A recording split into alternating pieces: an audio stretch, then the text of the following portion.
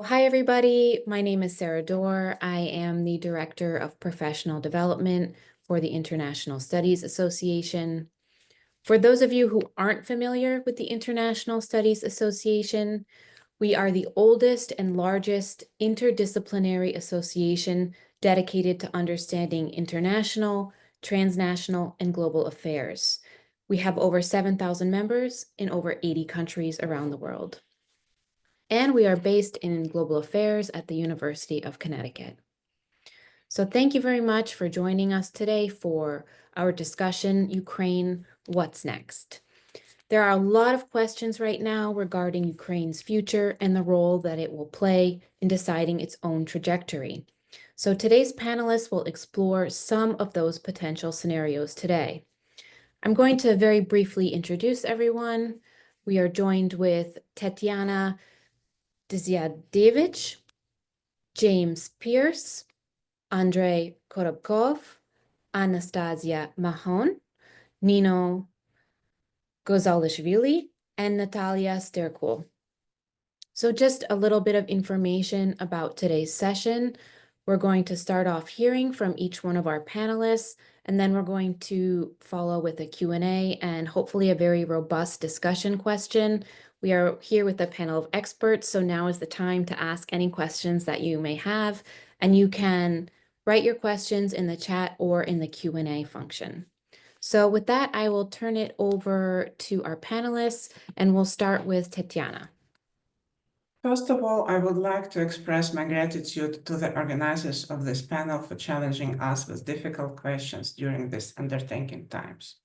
I also would like to thank the audience for joining us and showing concerns for the fate of Ukraine, Eastern Europe, and the global community. We agreed to hold this panel a few months ago, and at that time the title felt timely and relevant. Since then, the situation has changed drastically, and we find ourselves in a different world almost every week, if not every day. Now, the main question and title I would like to address is Ukraine, who is next? It is evident that Ukraine continues to fight. Yesterday, we commemorated the Heavenly 100, those brave men and women who in 2014 we believed would be the last victims in Ukraine's struggle for democracy. We now understand that the Heavenly 100 were the first victims of the current Russian war against Ukraine. This war began in 2014 with the mass shooting in downtown Kyiv, the annexation of Crimea, and the Russian Spring in the Donetsk and Luhansk regions. Ukraine did not give up then, nor did it in February 2022.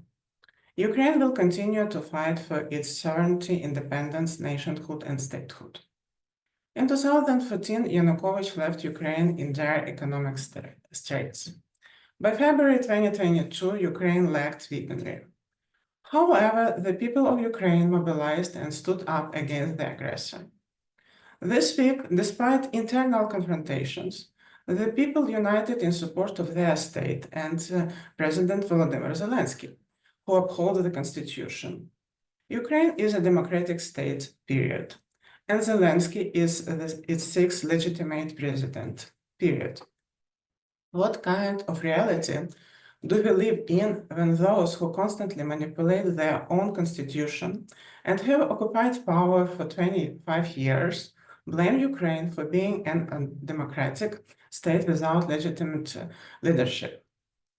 Ukraine is unable to conduct elections because of millions of people are displaced, either in trenches or abroad, while those who remain in the country would be in danger if they went to polling stations.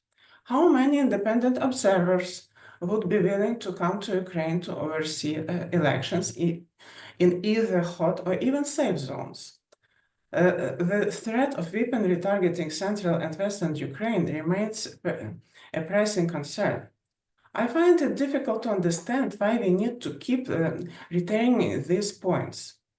Returning to the early question, who is next? The current situation clearly shows that the post-World War II balance has been disrupted.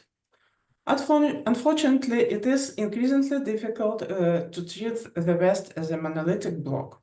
Paradoxically, those who criticize Europe for its lack of democracy seem more interested in establishing long-term relationship with political entities that don't even pretend to value liberalism and democratic principles.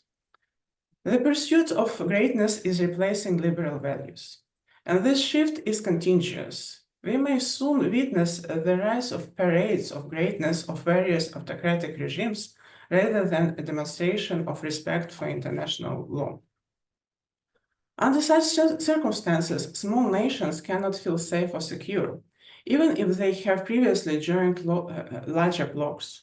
Membership in NATO or in the European Union does not guarantee that external forces won't lay claim to your territories, resources, or even your existence. Regrettably, current rhetoric is reminiscent of the 19th century when major powers discussed zones of influence, natural resources, and minerals. As we know, that era culminated in the Great War.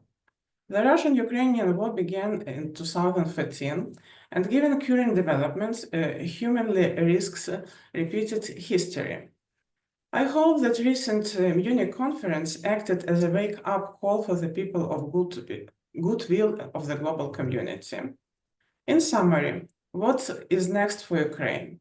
There are two potential scenarios. The pessimistic scenario.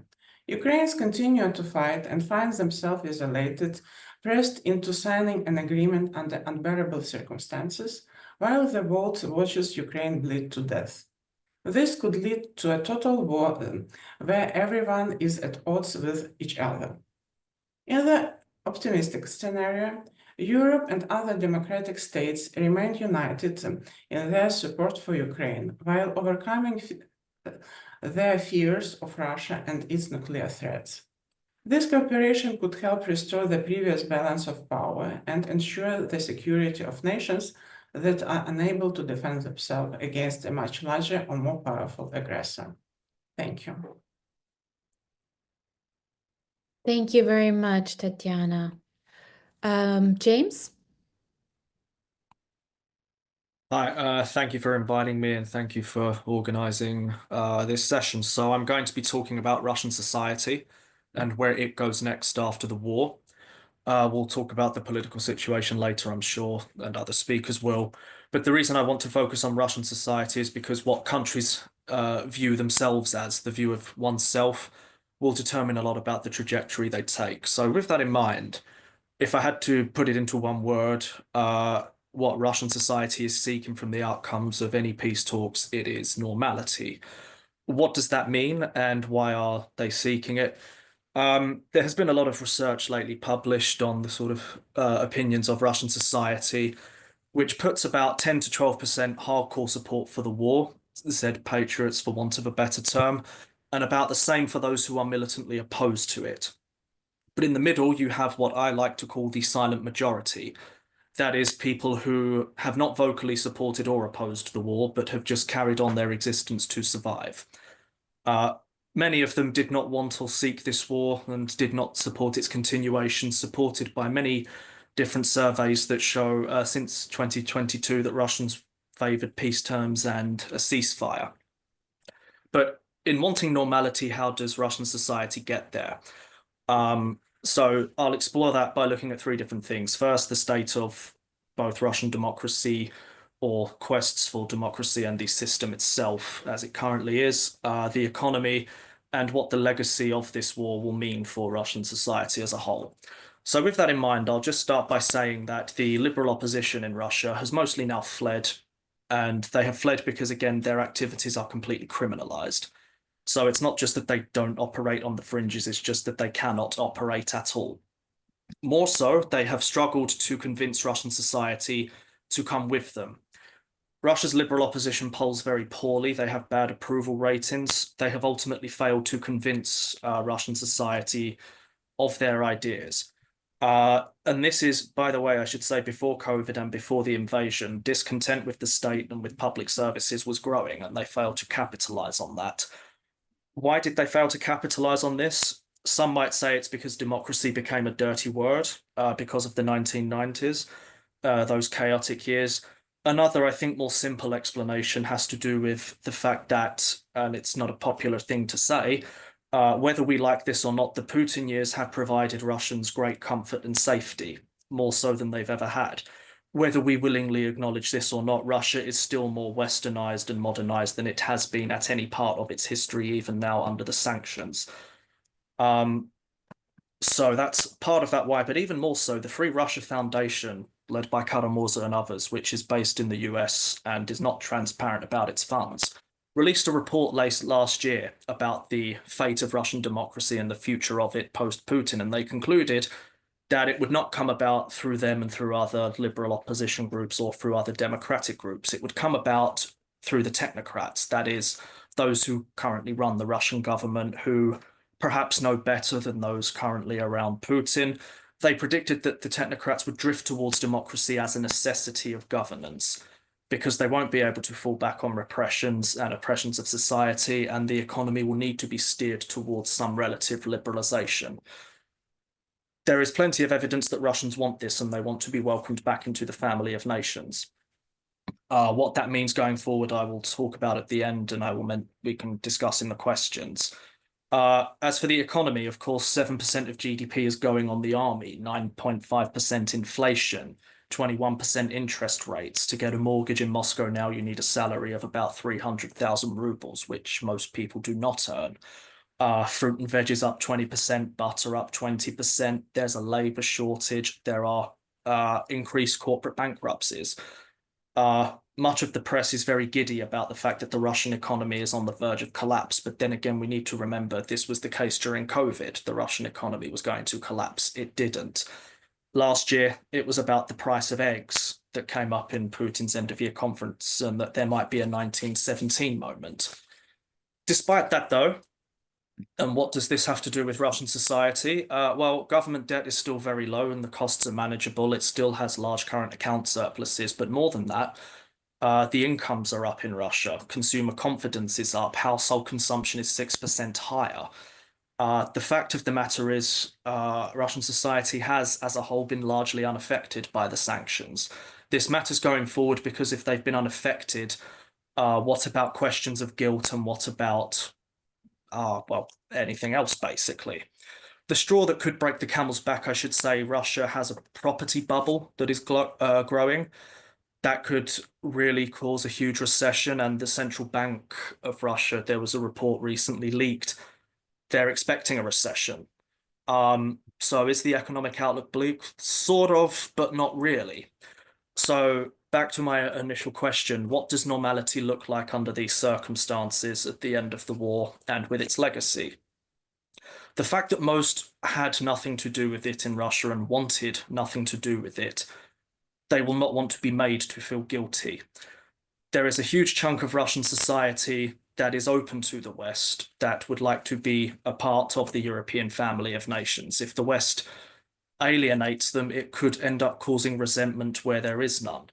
More so, the Russian population, they want normality because they always did want that. The future has been uncertain in Russia for some time, and that has not changed. It has only gotten more uncertain.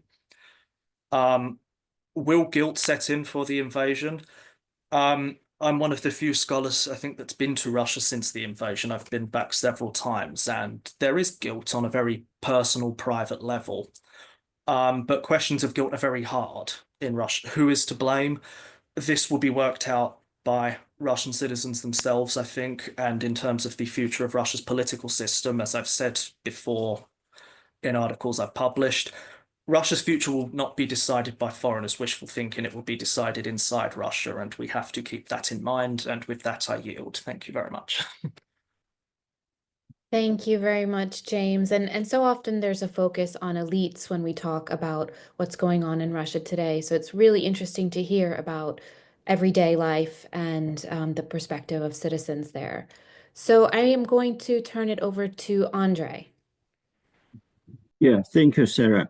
First of all, I have to say that I'll have to leave early, unfortunately. So I hope I'll be able to answer questions before that. Well, 3 years ago, when we met for the first time, the migration crisis resulting from the war was just starting. But it was clear that it would be one of the largest refugee flows in modern history. Now we can already say for sure that the result of the war is the largest refugee flow in Europe in the whole post-war history. So it exceeds in scale those related to the Balkan Wars, Afghanistan, and the Middle East in the 2010s. What is interesting about this crisis is first, it's long-term. Second, it's involving not only Ukraine now, but also Russia as well as Belarus, even though to a lesser extent. In particular, first of all, I'll say a couple of words about Russia and Belarus. In Russia, probably in excess of 1 million people have left in 2 major waves right after the start of the war, and a much larger wave that starts after Putin announces the first limited mobilization, both in 2022. And the outflow continues, dominated by young people and qualified people. So it is hurting for Russia as well. And Belarus, the refugee crisis is related not only to sanctions, to the war, but also to the internal developments. It started essentially as a result of COVID and very unusual approach taken by Lukashenko to the pandemic, but also related to the presidential elections and creative counting that took place after that. Thus, with a devastating effect on Ukraine, the war also has impacted the other countries involved either directly or indirectly. But what about Ukraine? Ukraine was a picture of devastating demographic situation even before the war. At the inception of the country in 1991, the population exceeded 51 million. It was one of the largest European countries in this sense. And then population started to decline. So it was 42 million on the verge of the war in January 2022. And the current figures show that there is a significant discrepancy. There was no census, and the reasons are obvious. But the figure cited by Libanova, the leading Ukrainian demographer, is 36.3 million. That means that population has declined by a third during the 35-year period. If you exclude the territories that Ukrainian government does not control, population is 31.5 million, and this is a 40% decline. It results from a number of factors. So first of all, the loss of territories with population. Second, the flow of refugees. Third, even previously, there was a serious out-migration and labor migration. Before the war, between 2.5 and 3 million Ukrainians worked in Europe alone. And all this is aggravated by a very low fertility rate that was going down to 1.1 per children per women, and right now is on a level of 1.4. So Ukraine, besides the tremendous impact of the war, is also facing a significant demographic crisis. The question is, what can happen in the future? Here comes a very serious problem.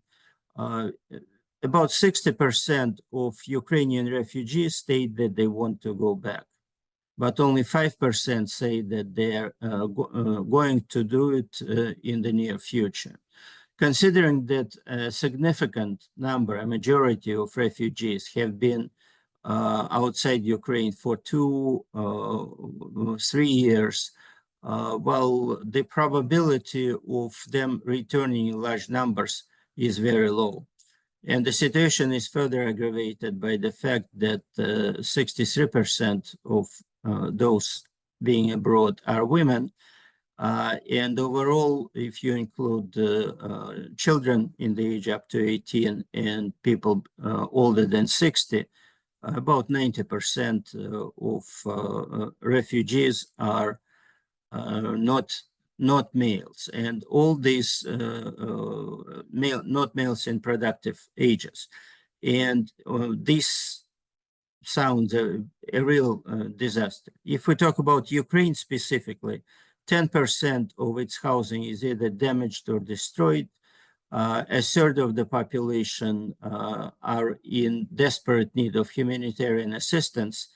And this shows the need first to end the war, but second, it shows the need to continue providing assistance to the population of Ukraine and to refugees located in other countries.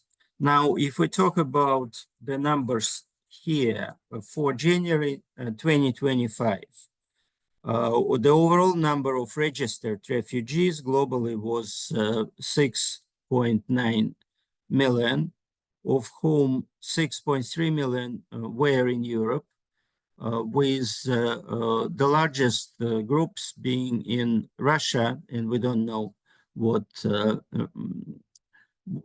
was the real way how these people got there, 1.2 million, and a very similar figure, well, in Germany, close to 1.2 million. Following them were Poland, that acts as a major transit country, among other things, and the Czech Republic. So while the need to continue various programs for refugees and Ukrainian population at home seems to be obvious, we see in recent months trends that are negative in this regard. And it's not only the US under Trump, a number of other major receiving countries, kind of surprisingly Canada, the United Kingdom, Germany, started to introduce serious limitations on assistance provided for Ukrainian refugees and started to, well, create obstacles for refugees to come to those countries and get some kind of assistance.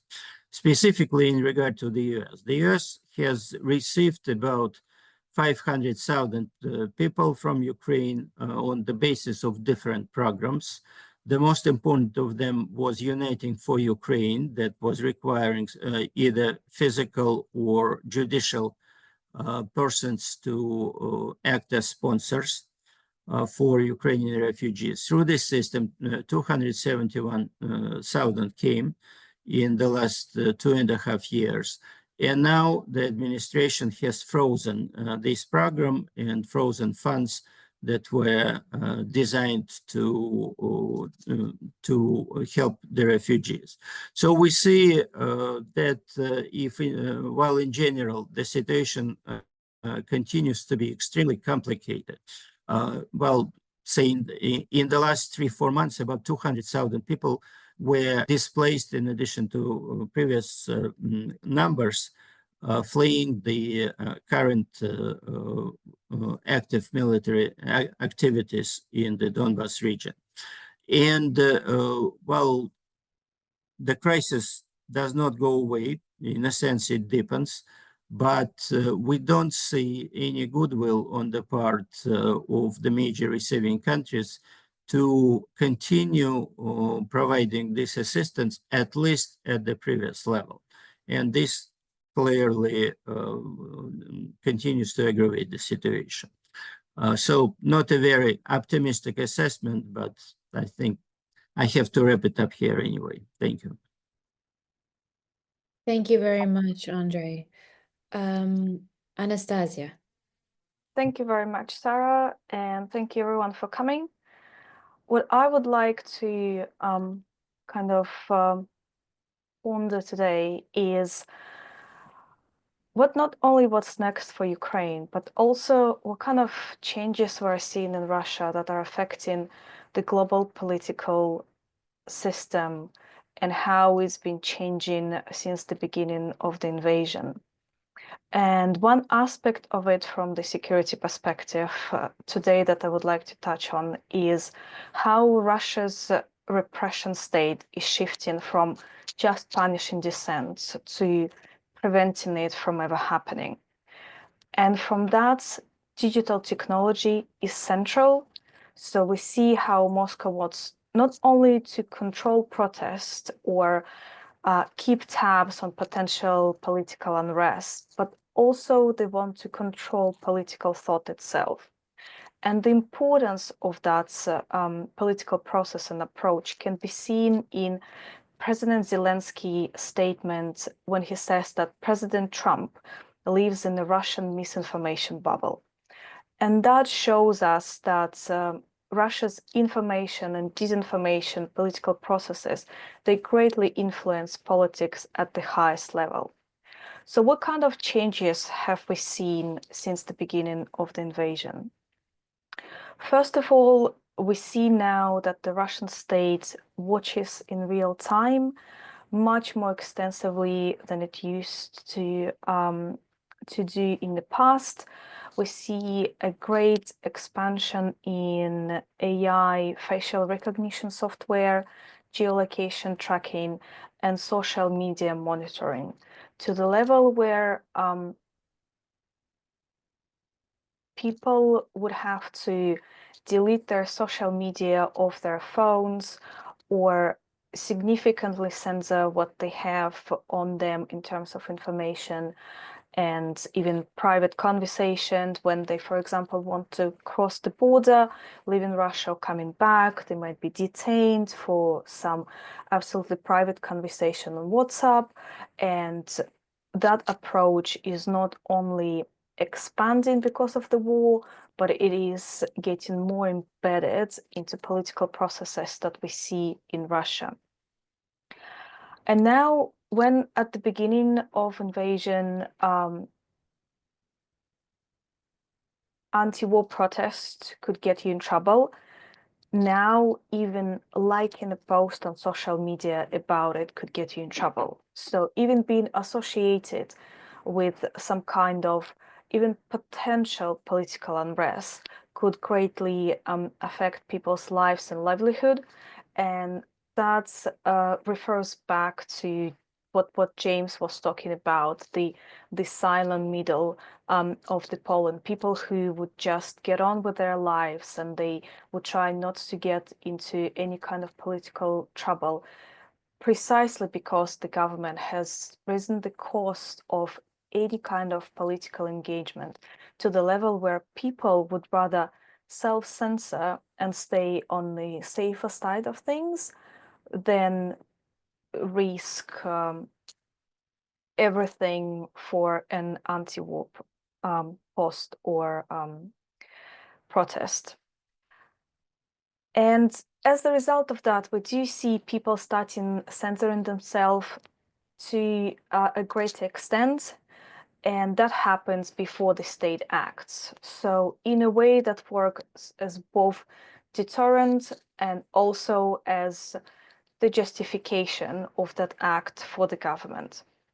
We also seen that places that used to be safe online places, they are becoming battlegrounds that the Kremlin is getting more involved in. For example, Telegram platform. We see that now the Kremlin manipulates its algorithms more and more to suppress opposition. And we're seeing even more than that. It's not only political opposition or the potential of such opposition that they're worried about, but also the movements and organizations that started or are positioning themselves as pro-Kremlin can be also the targets of these political processes. For example, you might have heard about the movement called The Road Home. It was organized by the wives and girlfriends of mobilized soldiers. They wanted more transparency, they wanted their loved ones to come back home, they wanted them to have good conditions. And originally they were firmly pro-Kremlin, and they believed that all they needed to do is to get their message heard, to deliver their grievances, and to talk to someone from the government, and they would make it better. That didn't happen, and the group has become more and more inconvenient for the Kremlin as they started to hold smaller protests and kind of organizing online, and they use Telegram as their primary platform, so they have a group there.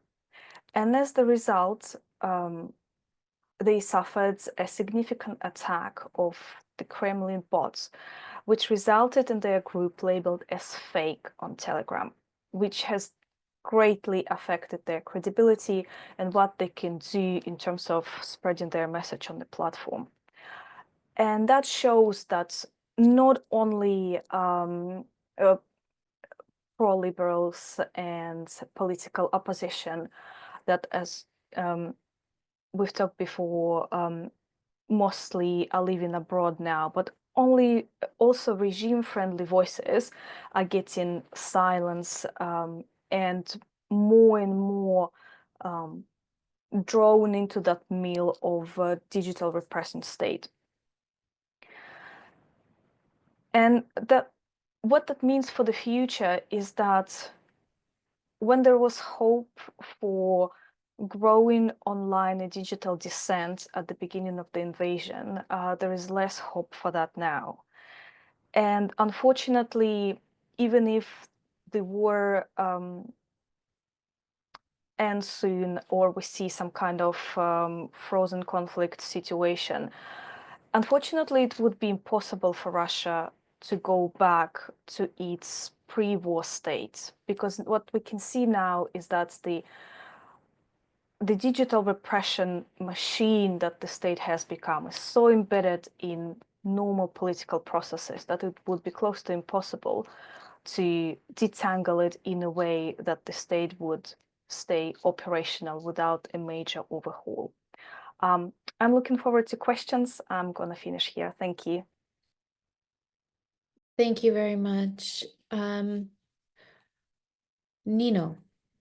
Yeah, thank you. Thanks everyone for being here. I would like to now pivot our attention to the regional context and speak a little bit about the Ukraine's and war's impact on Georgia and regional politics generally. So about 1,000 days ago, when Russia invaded Ukraine, the world rightfully saw it as another act of aggression, violation of yet another sovereignty in Russia's neighborhood. At the same time, for countries like Georgia, the impact of this war has gone far beyond the security discourse. It's been blatantly central in national identity debates, framing political campaigns and choices, and Georgia's understanding of its place in the world, indeed. Ukraine has become more than just a reference point in the country. It has become a sort of mirror for Georgia, where it sees its own past, present, and even uncertain future. For decades, Georgia has been caught in this tug of war between its aspiration towards Europe and wider West and the enduring influence that Russia has in the country. Even before the war in Ukraine, the national identity in Georgia was deeply tied to these competing forces, the external geopolitical spaces, right? Russia, the West, which are central to the national identity discourse here. But the war, together with the new opportunities of EU candidacy and EU membership, amplified these tensions and gave the new momentum to both pro-Western and pro-Russian narratives. As you might know, pro-Western discourse has been framed around the idea that integration with the West was a natural and inevitable path for countries like Georgia, a historical return, rather a new adventure. In the same way, openly pro-Russian politics and narratives would not resonate with much of the society of the country which territory was occupied by Russia, and the country where overwhelming support for EU was enduring. However, the war in Ukraine and its ramifications now has shifted this tone of the debate. Pro-Russian voices now argue that Georgia must recognize, and I quote, harsh realities of geopolitics and adopt a pragmatic approach rather than the naive commitment to Western ideals. 2 years ago, when we first examined this issue in the Roundtable of International Studies Perspective together with the speakers here, we saw how far-right and nationalist movements in Georgia began to utilize news about Ukraine and disinformation related to the war as an instrument to utilize politics of fear. Politics of fear is now becoming, I would say, banal politics. They argued that Georgia was destined to share Ukraine's fate, allegedly pushed into war by its Western ambitions, left to fight alone, and ultimately suffer the consequences alone as well. This was not just a security argument or policy suggestion. It was starting of reframing the Georgian identity itself, redefining what it means to be Georgian in the world where power seems to dictate survival for such a small countries. Thus, essentially, this became a tool of policy legitimization since then, and I argue it's going to continue being that way, bringing pro-Russian narratives back to the front stage politics in Georgia. 2 years since, this discourse continues to solidify into a stark contrast divide. On the one side, there's the belief that Georgia's pro-European stance is not just risky, but outright naive, romanticized vision detached from geopolitical realities and security challenges. On the other hand, there are those who see European integration as the only path to sovereignty, security, and democratic consolidation. This is no longer just a debate about foreign policy, but it's a debate about who we are as a nation. The pro-Western discourse and society continues to argue that aligning with the West and NATO and supporting Ukraine coming out of this war is a historical necessity for Georgia, the only way to ensure long-standing peace and democratic stability. And the pro-Russian and self-proclaimed pragmatic camp, including government-aligned voices there, suggest that Georgia must be, I quote, realistic, understanding that resistance to Russian influence could provoke consequences similar to Ukraine. This division is reflected in the political rhetoric. The West is sometimes portrayed as unreliable, while Russia is framed as power that you cannot go by, though aggressive must be reckoned strategically. In this narrative, I argue pragmatism is presented as a responsible choice, perhaps uncomfortable but necessary by these powers. The most striking development that came out of this and will probably continue to unfold is that Ukraine itself is being used or deployed as a justification for both political discourses in Georgia. On the one hand, pro-European voices cite Ukraine's resilience as proof that Western integration is worth the struggle, that sovereignty must be defended at all costs, and that Russia does not indeed need to be provoked. Meanwhile, nationalist and pro-Russian voices use Ukraine's suffering as evidence that confrontation with Russia is suicidal, that Georgia must learn from Ukraine's, I quote, mistakes rather than repeat it. The tension is not just rhetorical in this sense. It shapes politics in contemporary Georgia, strategies, including that of opposition, and public perception of where the possible and desirable future for countries like Georgia and the region could be. We can see this struggle manifest clearly in the streets of Tbilisi these days. The ongoing mass protests demanding new election and the release of political prisoners frequently display three flags there. One is Georgian, one is of EU, and one is of Ukraine. This symbolism is striking. It reflects how external spaces, in this case the West, Ukraine, are interwoven into the Georgia's own national identity debate and ongoing politics. These protests also highlight this multidimensionality of national understanding and national self-reflection in Georgia, where Europe and Ukraine are not just external allies, but very part of the fabric of countries' democratic aspirations. And in conclusion, as we approach this symbolic 1,000 days of the war, we must ask ourselves in the region whether will Ukraine's war serve as a catalyst for deeper European integration, as it was hoped from early days for the countries like Georgia and Moldova, or will it reinforce divisions, pushing some nations farther into Russian influence, which this region is already prone to? And I think these questions will define not only Georgia's path forward, but general future of the region and situation after the war indeed. And I very much look forward to discussing these issues further. Thank you very much, Nino. And those are indeed key questions. So I'll now turn it over to Natalia. Many thanks, Sarah. My warmest greetings, dear audience. Many thanks to organizers for the invitation. And many thanks for this great team, because it's very important what will be in next time, in near future, and how we can predict some difficulties in this sense. First of all, I think that when we talk about the near future, it's a question about the democratic resilience. It's one of the most important issues today, when we can see that after these changes in the White House and in the world, question about the democratic resilience began one of the first issue in the relations between, first of all, big states, big powers. I think that Trump administration and his position regarding the situation in Europe, regarding the situation in the architecture of the security in Europe in general, agreements and negotiations with Russia without Ukraine, it's a big mistake. First of all, because not all we can see only like as a business deal.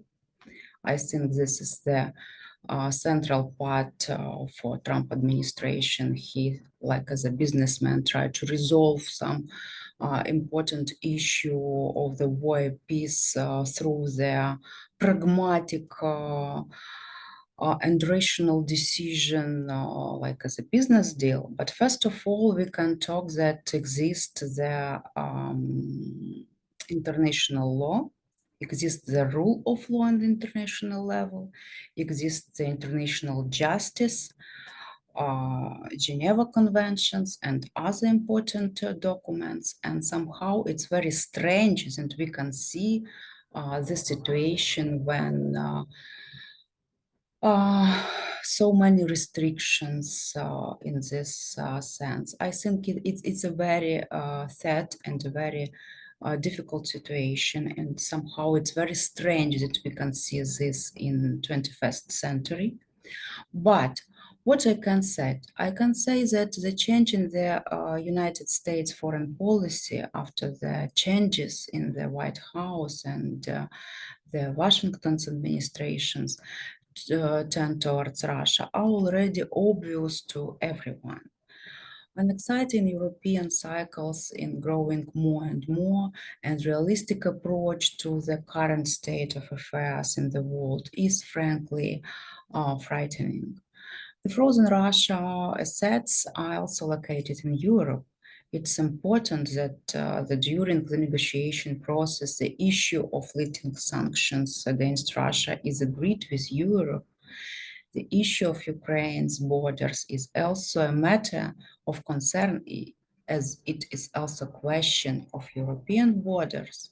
It would be an unforgivable mistake to allow Russia to determine Europe's border, but also it's a question about the refugees, about the life of the people who now live in Europe.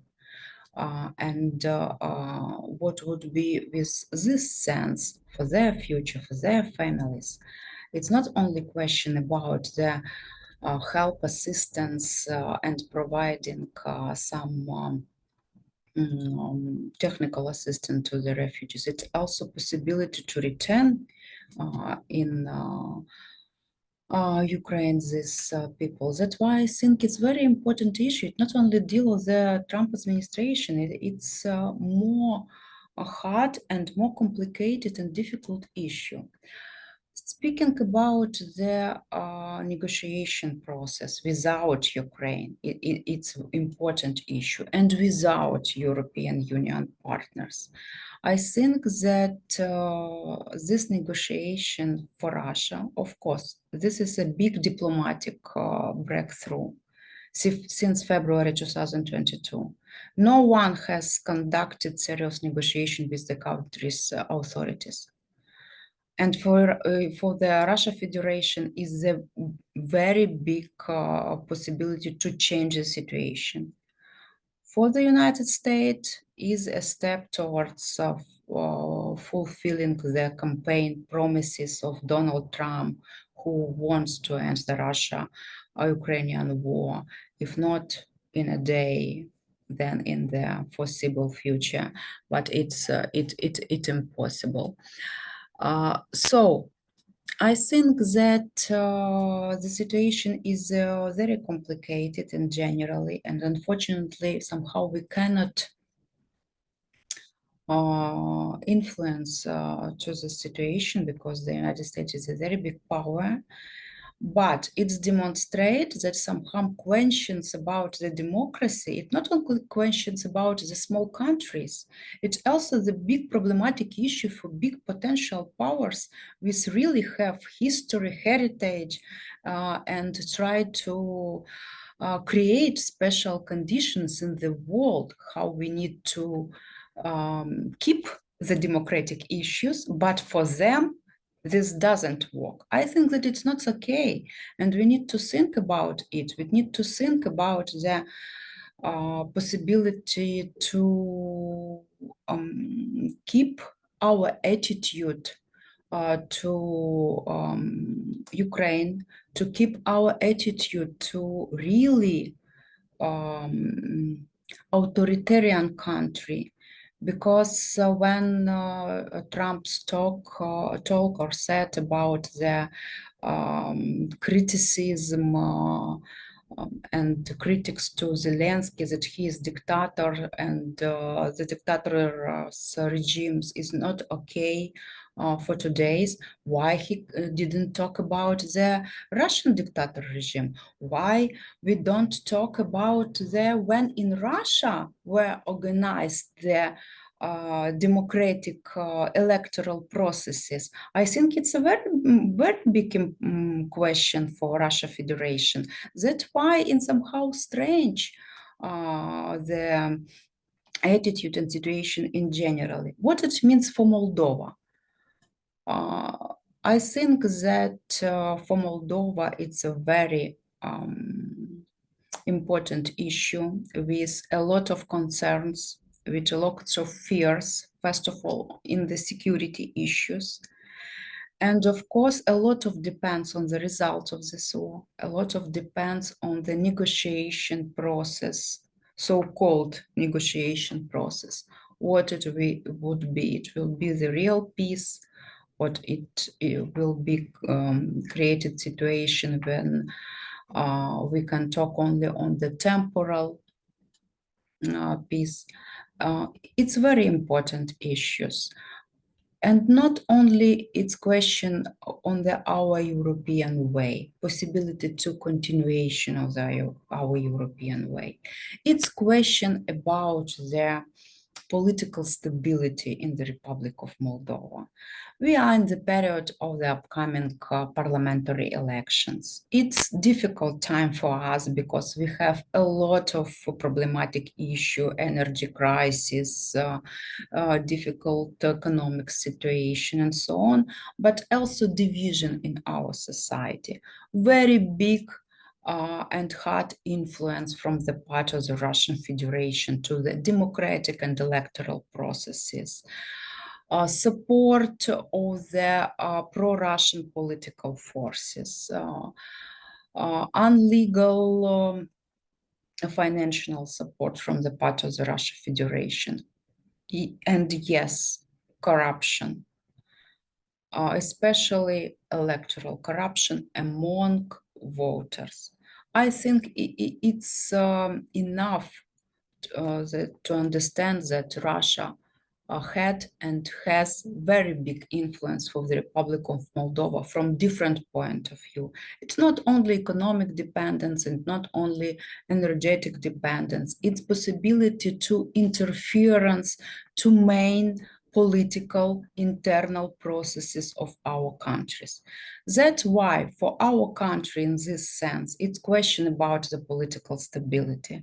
It's question about the pro-European majority in the parliament and possibility to keep the pro-European zone of our country. In case if Ukraine lost their territory, Ukraine lost their sovereignty, I think it will be the very complicated situation for our country. That's why we need to be more pragmatic. We need to be more carefully to our future, to be more strong developed in this sense and try to predict a different possibility to interference and internal external influence to our country from the part of the Russian Federation.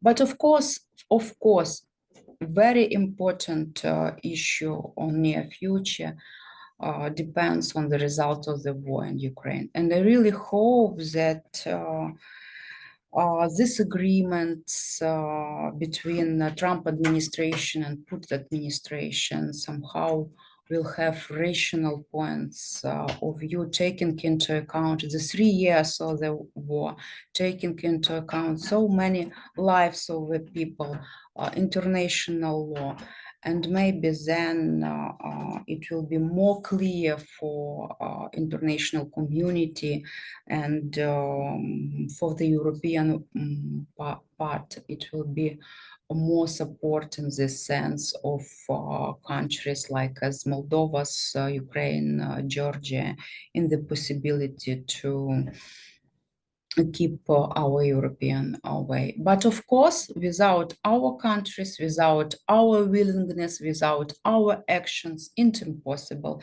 That's why I really hope that we will keep our pro-European movements and try to do everything what is possible in this sense. Many thanks. Thank you very much, Natalia, and thank you to all the panelists for providing such an overview of the region, as well as the digital landscape.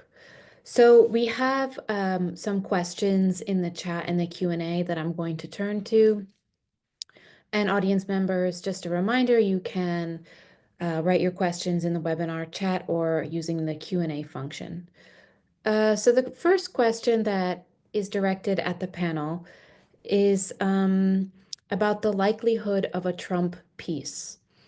So what does the panel think about the likelihood of a Trump peace, and what might that look like?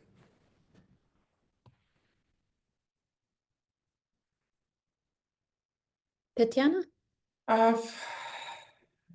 It's the question. I looked through the chat, it's popped up again and again. And in my opening remarks, I wanted to emphasize, and probably I should make it more clear, that this current situation, we should count on other subjects, because it's obvious that Trump's administration wants Russia back, and in all possible ways.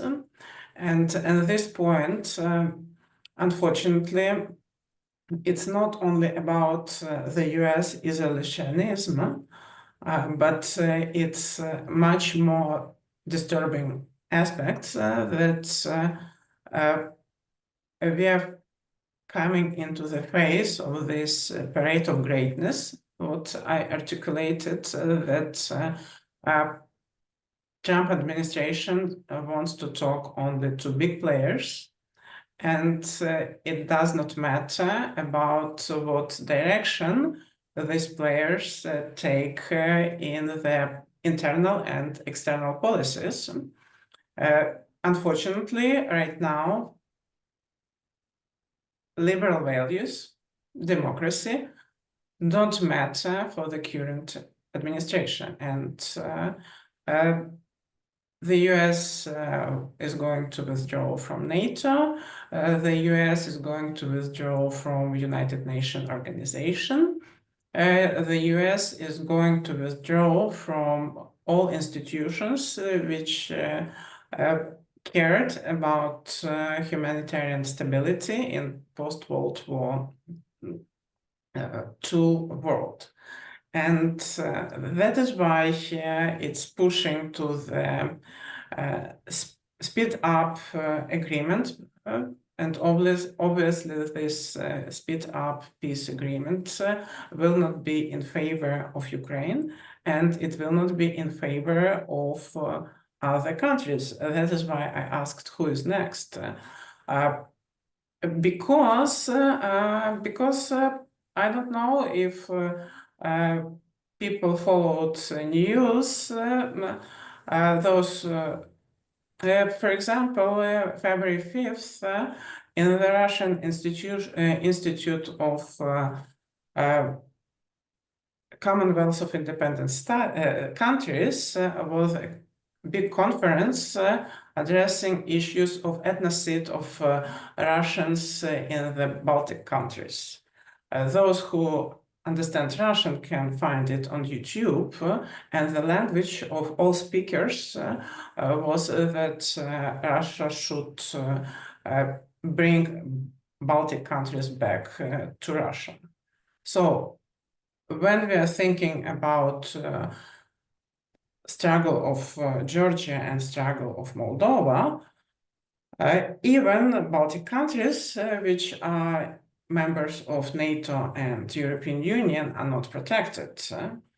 Constant language against Poland in all major narratives and of Russian media, and it's on the table. And so on and so on. So the situation with Trump's administration is clear, and that is why major European entities should think about life without Trump, because we cannot count on the US support, because the US obviously takes another direction. And who could think about US Canada, US Denmark? They are members and founding fathers of NATO. So that's it. And I would be a bad book's mother if I would not mention this volume about nostalgia. James contributed to it. And in this volume, we analyzed how similar two regimes, Putin's regime and Trump's regime, could be, using the same rhetorics and the same approach. And this is on the table right now. So global community and not only Europe, but also other countries should think, if they want to live in the world where three major players are ruling, and put everyone else to their place, or it's possible to fix the situation. And now it's not only about Ukraine. Tatiana, we have a question about the book title. Could you say the title again of the book, please? Nostalgia and Anxiety and Politics, Media and Performing Arts in Egypt, Central Eastern Europe and Russia. Okay, thank you very much. Would anybody else like to address or weigh in on the question of what a Trump peace settlement might look like? Can add briefly to that, just as a couple of thought experiments here. I'm not exactly a fan of Pete Hegseth's. I think he should have kept his job at Fox News. I don't think he's qualified for that job. Having said that, he wasn't exactly wrong about where the war is and whether or not Ukraine can keep fight, whether or not Russia can keep fighting. Both sides cannot keep fighting, and more than that, Europe can't keep bankrolling the war, and neither can Russia. And he's not wrong about that. And last year, even before Trump won re-election, Europe was having those questions. So what I think there's two possible outcomes. I think there's Ukraine is likely to lose some territory. The question is, I suppose, how it loses its territory, and that's the two outcomes. Trump, he wants a Nobel Peace Prize. He wants to force through whatever he can get so he can take credit for it. That's on the one hand. On the other hand, as both Nino and Natalia, well, that's everybody, actually said, is a peace plan with Europe, where Europe actually gets security guarantees. Now, trouble is we don't know what that looked like because Europe haven't said anything. They didn't release a press thing after their talk. The UK, Keir Starmer said the other day that he's happy to send British troops. That's not going to happen. It's a 5-minute meeting, that conversation. The British Armed Forces is 56,000 people. He's not going to put anybody there. He can't. And British Armed Forces is in a bit of disarray, especially if Europe doesn't put anyone there. So I think that's the two choices. Do you get Trump's plan, which is going to be forced through, and then Trump's there, or do you get the European plan? Thank you very much, James. Would anybody else like to weigh in on that question? Or are we okay to proceed to the next question? Next question? Okay. We have a question about the direction that Ukraine should turn in. So what do you think is safer in the long run for longevity of Ukrainian sovereignty and democracy? For Ukraine to continue pushing for NATO membership, or for Ukraine to remain excluded from membership as a means to appease Russia? I guess it's also my question. And I can help you later with that. the question is if NATO will remain in the nearest future or in the far long. Ukraine cannot get on the peace agreement with Russia because Ukraine will not exist. And all policies on the occupied territories about genocide of population and cases, what we saw in Izum, cases what we saw in the occupied territories show that it's really serious and it's impossible to make peace agreements with somebody who constantly claims that you don't exist. And for Russia, Ukraine does not exist. And for Russia, Ukrainians don't exist. And this is the question, who will help? And again, will we have NATO? If we will have NATO, Ukraine should try hard to help NATO, and NATO should help Ukraine. And probably it's time that other European countries should think about mobilizing own armies, because it's really a scandal that Europe does not have an army. It should be changed policies inside, and I understand it's uncomfortable. I understand that it's changing the used way of being, but as we see, the old order of things will not exist soon. And as sooner European countries will get up from their comfortable chairs, the better will be in this situation, because it's impossible to fix for one moment. It's a constant process, and thank you, Anastasia, for addressing these digital issues, because if you're following digital era, you see that Russia is coming back from the unexpected angles. For example, on TikTok, viral became a readers' exchange about Dostoevsky novella White Nights.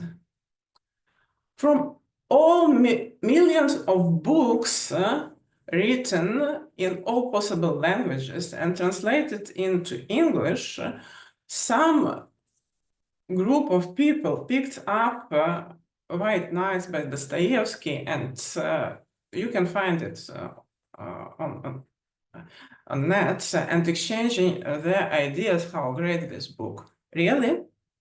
And yes, from all books of Dostoevsky, it's the most charming one, and so on. But who could expect? Irish entity for European Union, Eurovision will be sung like Likers Party. Really? And with Norwegian performance. And you have these small pieces. Russia is coming back to the international scale, and no one tries to stop this process. And this is a danger. So talking about Ukraine, Ukraine cannot agree for the realistic peace because it would not be Ukraine. That's it. Okay. Thank you. Thank you, Tatiana. Nino, I know you had did you want to add? And then we'll Yeah. into Natalia.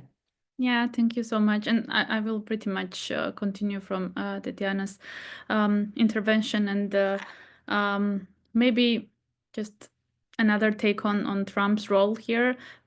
Looking at this from different perspective, maybe it can also be as a wake-up call to Europe to have a bigger role, to have a stronger role in regional security and regional issues. I mean, we would not be discussing this if we had a stronger and more evident role of Europe. So maybe that's also a reflection that we should take on from this process that is going on. I don't think it's unidirectional. There are multiple levels that this situation can be analyzed from, and the panel is called What's Next? So and Tatiana also posed who is next, and I think if Ukraine goes back to what Russia's demand has been since the end of the Cold War, I think it will be pretty evident who is next. The next is what Russia considered near abroad for quite some time now. That will be who is next,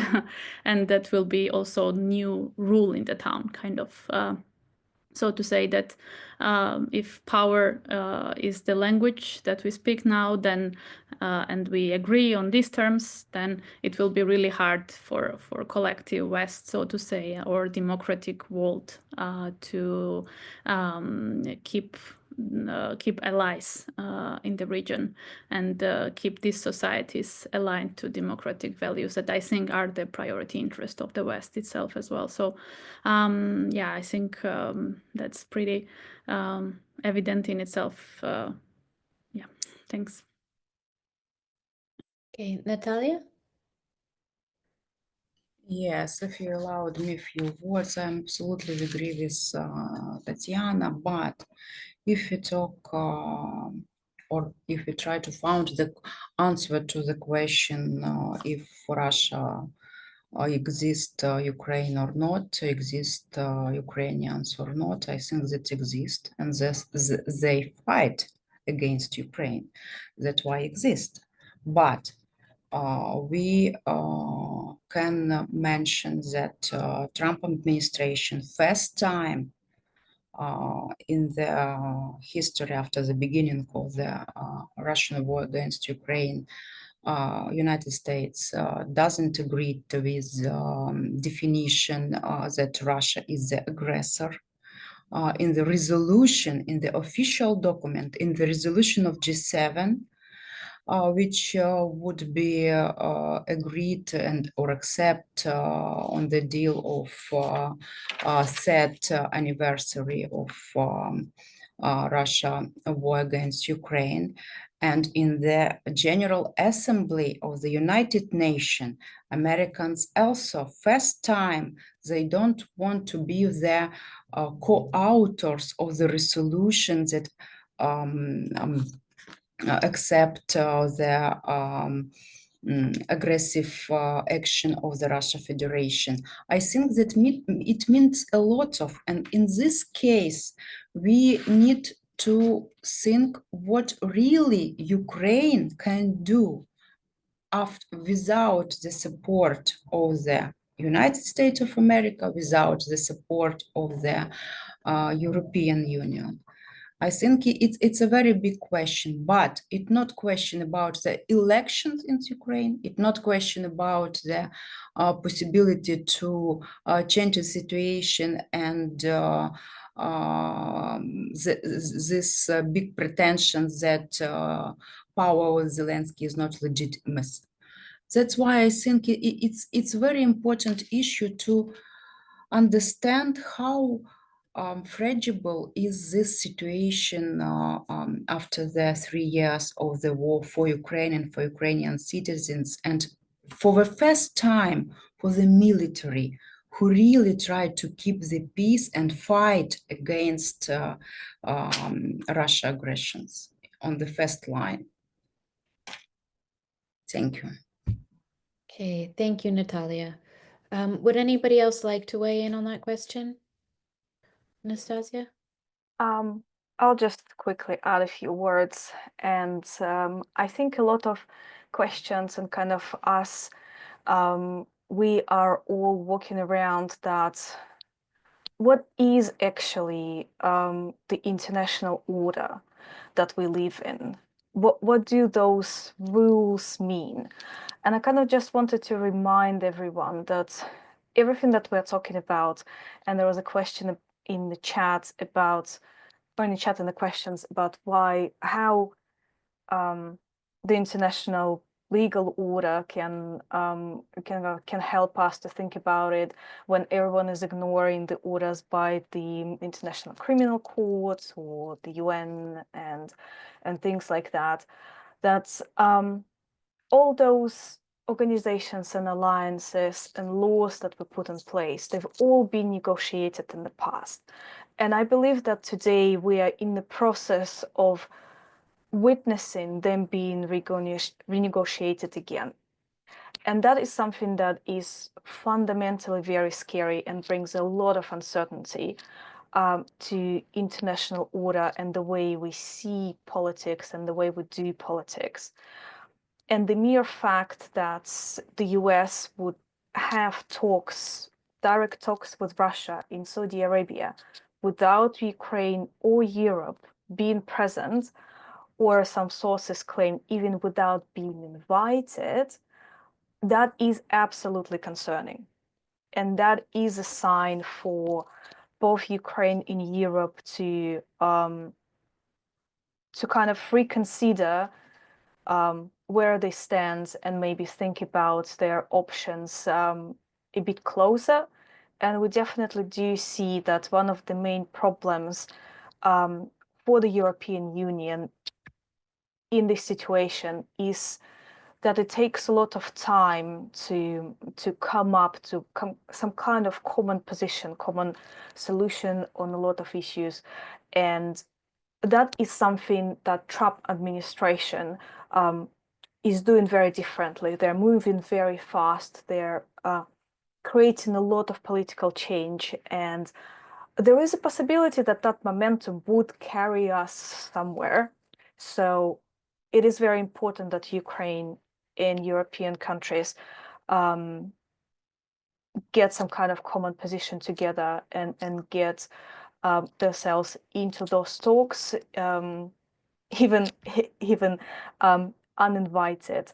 But it is very, very important, I think, for us not to see the existing international order as something set in stone.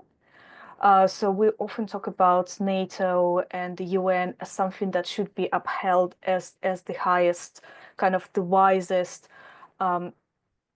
conglomeration of states, and that might not be the case. 10 years from now, 20 years from now, we might have something else, and living through that change, I think, is always very difficult. And while we would like to uphold those standards in international laws, it might not always be the case for the international order that's just shifting very quickly right before our eyes. Thank you. Thank you, Anastasia. I really think you've hit the nail on the head with the adjective or the term that we're seeing a lot of uncertainty right now, domestically, internationally, on so many different levels. There is a question for Tatiana about the peace deal. So what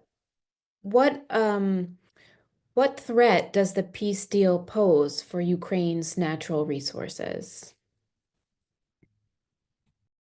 Obvious that if this peace deal will be about taking Ukrainian resources and leaving Ukraine without any support, so Ukraine fails. If and it looks like from this forcing to sign up natural resources, these rare minerals, to sign up in 1 hour. In 1 hour, it's impossible to read the document. What was pushed on Zelensky the last week. So it's a big threat. If it would be, Ukraine gives natural resources after making guarantees and not only on paper guarantees, because that Budapest Memorandum 30 years ago was also some kind of guarantees of security, and it did not work. And Ukraine gave up nuclear weapon, and Ukraine at this moment does not trust any talks, especially when it's forced to sign up without any evidence that support and protection will be continued. And this is the main thing. It's not that Ukraine doesn't want to develop those resources, and better they work those resources than lay in the earth, but at the same time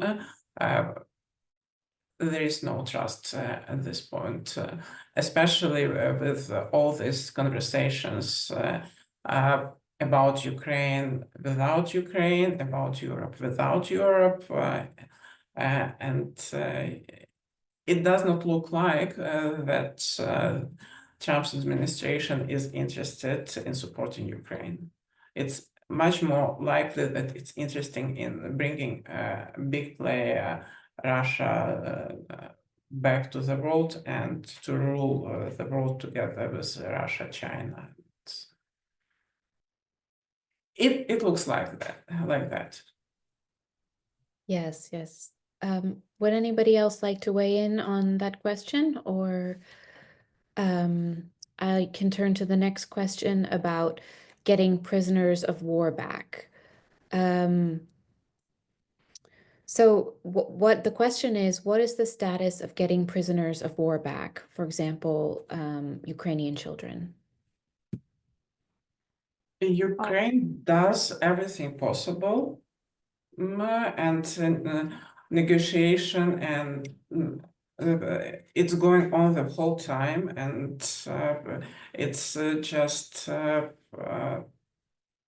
how those negotiations are provided from another side, and Ukraine really wants to exchange prisoners of war, but in most cases, as I followed, it's Russia doesn't want their prisoners to get back to Russia in most situations, and it's really very difficult negotiation. And about children, it's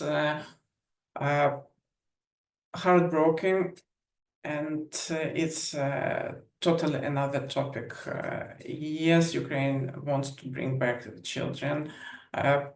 Yes, it's a big problem. Yes, children are in very difficult situation. And 1 month ago, one teenager committed suicide because he could not be back to Ukraine. It's open wound which is bleeding, and but again, it's not that Ukraine does not make any efforts. It's another side, and that is why it's a big question how to make peace with those who don't believe that you exist. Yes, I think it's first of all question about how to create peace in Ukraine, and after it we will talk about the children possibility to return Ukrainian children in Ukraine. That's why without peace, I don't think any sense to talk about it. It doesn't matter where are these children today, because of course very big percent of the Ukrainian children are in the Russia Federation. It's true, and I don't know what will be the negotiation process after the peace, but only after the peace. I think it's question very important, but it's somehow a part on the list of the top issues that we have for today. I'll just quickly add to that, that yes, it is true that prisoners exchange, they happen from time to time. And I think Russia would be open to doing more of those if it was to, I think that could be a concession that Russia would be preparing to make if there was something on the table that they really wanted to make peace happen. I think that could be something there they would be able to compromise, because that's never been a big talking point in any of Putin's speeches. Regarding the children, the issue is even more complicated than just getting peace for Ukraine, because what happens with Ukrainian children is that as the process of getting them to Russia, they get Russian documents, and then it's very, very difficult, close to impossible to find them in the system. If you imagine someone, changing their name, changing their identity, and then having Russian documents, and, for example, being adopted by a Russian family, reversing that whole process on a massive scale is fundamentally a very complicated and challenge that would be difficult, peace or no peace. And I think the system was set up like that from the very beginning to make it as not transparent as possible. So we don't really know what's going on there, but we do know there are organizations based in Ukraine who try to trace the children and try to trace their new identities, mostly through photo evidence and some kind of adjusted evidence, but it is very, very difficult, and it's in any shape or form, it's going to be a very complicated political process. Thank you very much, Anastasia. So we're getting to the end of our time, and I would just briefly like to give the panelists an opportunity to to leave us with something that they'd like to emphasize or that hasn't been brought up or mentioned yet in the discussion, if anything comes to mind. So there was also a question in the chat for me there about why I've been back to Russia. Do I fear being arrested or I'll say this. So well, I mean, I have relatives not just in Russia, but also in Belarus, Ukraine, Kiev, and the occupied territories. So that's part of it. But also, you know, as a scholar and as a journalist, you have a duty. You follow what the research and what the reporting does. You don't go, this is what I think, I'm going to go and find research that fits what I want to give you, right? One thing that I would say that's missing, you know, however the agreement turns out to be, you know, Russia and Ukraine will still be neighbors. They will still share a border.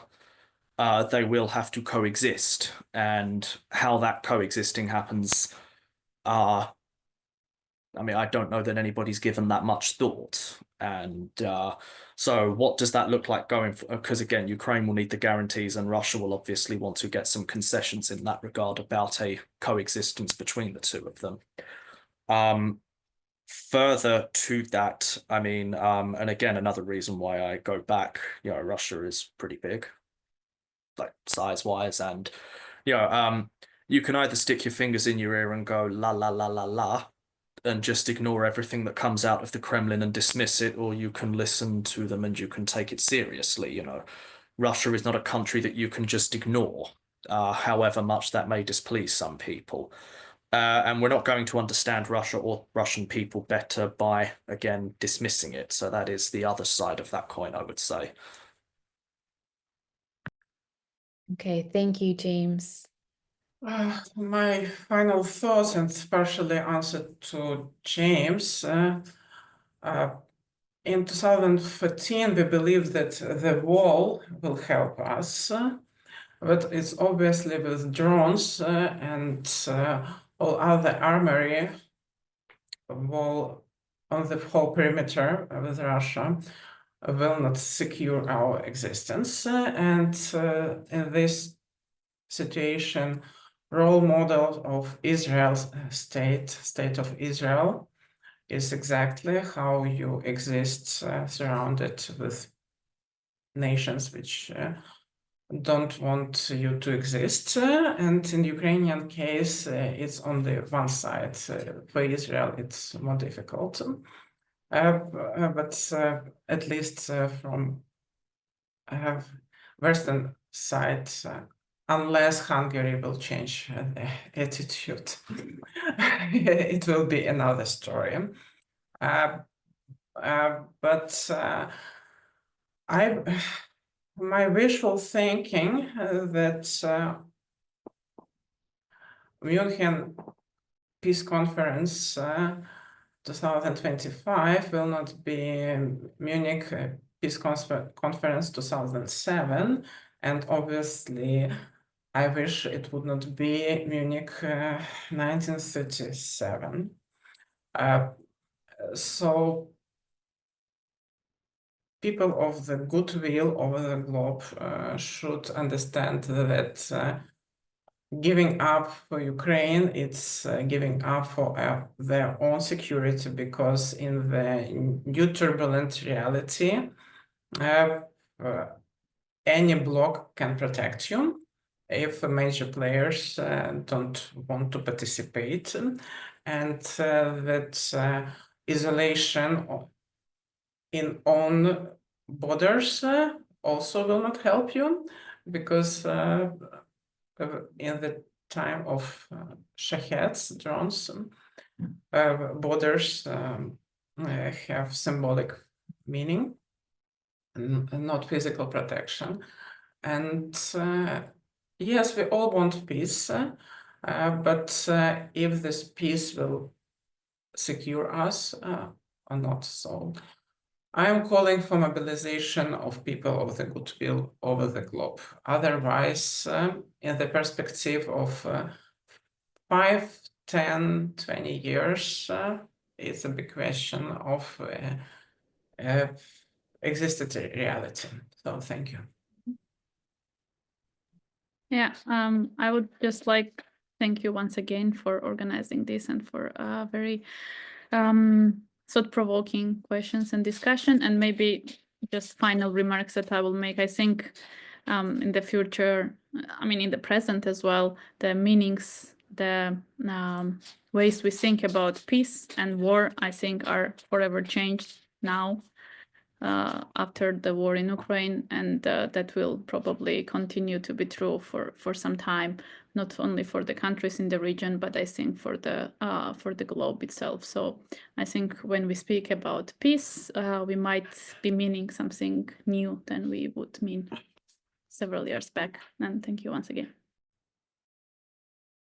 I'll offer my final remarks after Nina, if I may.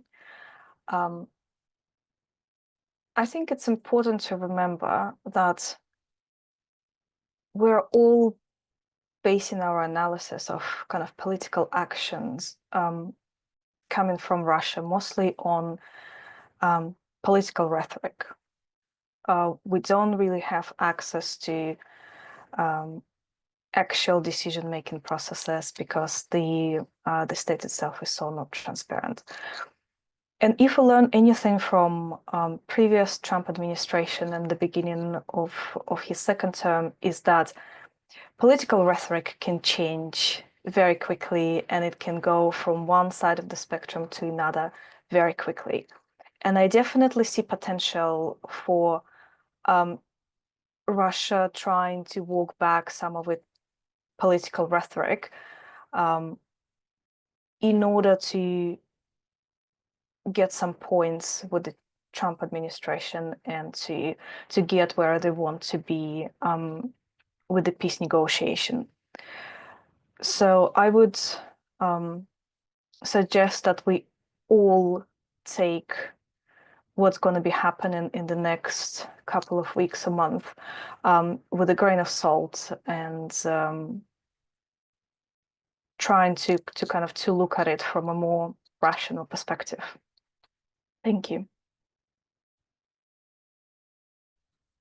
Yes, and few words, if you allowed me. First of all, yes, many thanks. It was very interesting and important discussion. And I think that each of us can observe that today unfortunately, we don't talk about the glory of the Ukraine or about the possibility to change the situation in Ukraine. I think that really we will have this possibility to change something. We will have possibility to resolve some problematic issues with national security, regional security for Ukraine and for neighboring countries such as Republic of Moldova. I agree that yes, we can talk that times are in the period of the changes, and maybe it quickly, but when you are in the period of the war, I think that each of the day of the war is a very important issue for people who defend their country. That's why I really think that we will have not only business deal, but also try to think about the law, about the international legislation base, and try somehow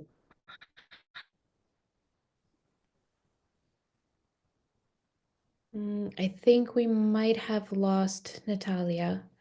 But I'd like to take a moment again to thank all the panelists today for their comments and their thoughtful responses to the audience's questions. Everybody, thank you very much for your questions.